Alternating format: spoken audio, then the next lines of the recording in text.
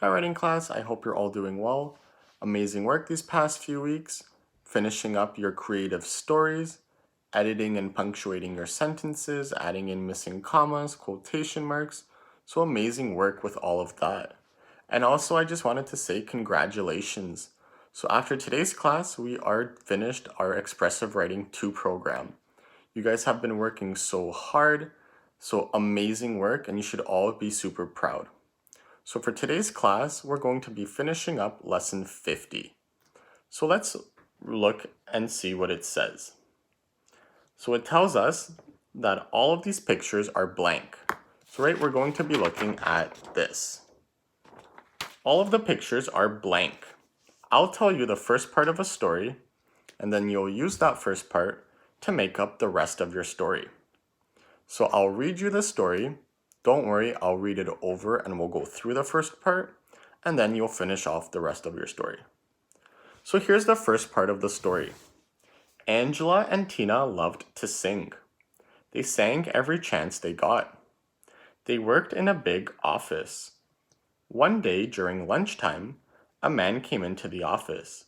He said, "I would like to meet the two women who have such beautiful voices." So when we're writing the rest of our story, we have some vocabulary words on the bottom to help you. So I'll read the words in the vocabulary box. You have the words sing, voices, office, beautiful, and opportunity. And then you also have 4 checks. So let's go through those 4 checks. Check 1 asks, is each sentence punctuated correctly? So don't forget to start each sentence with a capital letter. Don't forget to capitalize people's names. Remember to put exact words in quotation marks, and don't forget to add in your commas. Check 2 asks, are there any unclear words in your paragraphs? So remember, before we can use the words he, she, it, or they, you first have to introduce the person or the thing in the previous sentence. If we don't do that, then the word will be unclear. Check 3 asks, did you write at least 3 sentences that need commas? So remember, if a sentence begins with a part that tells when or where, or if a sentence begins with the words if, although, or unless, we need to make sure to add a comma. If in our sentence we are naming 3 or more things or people, we also need to have a comma. And if we're combining 2 sentences with the word but, we need to make sure to add in a comma before the word but. Finally, check 4 asks us, did you write at least 5 paragraphs? Remember, each time a new person speaks, we need to start a new paragraph, or if we're writing about a different part of our story, we also need to begin a new paragraph. So let's go through the beginning of the story together. Hopefully you can see this. Angela and Tina loved to sing. Since this is the beginning of our story, we have to remember to indent. And don't forget to capitalize Angela and Tina's names. Our next sentence says, they sang every chance they got. So we use the word they here, and it is clear because we introduced Angela and Tina in the previous sentence. That's why we could use the word they. So they sang every chance they got. They worked in a big office. So we're using some of the vocabulary words that is provided for us. So once again, since we already introduced Angela and Tina, we could use the word they.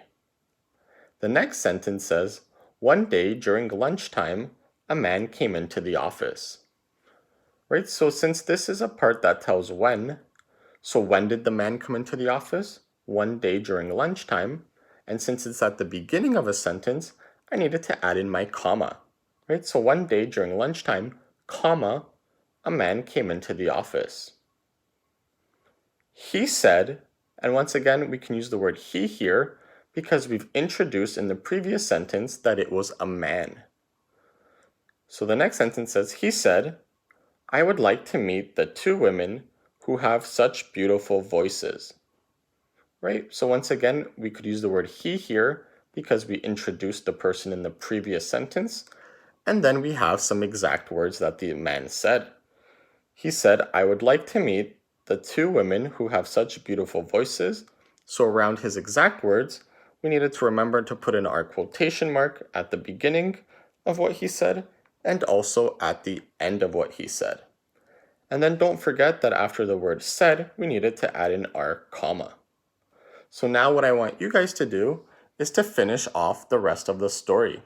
So you can make up what the women or what the man said and what they did. So try to use some of the key words, and also please make sure to look over your 4 checks. So once again, here is the beginning of your story. You can pause the video, write this down, and then finish off the rest of your story. Keep up the awesome work, guys, and I'll see you in our next class.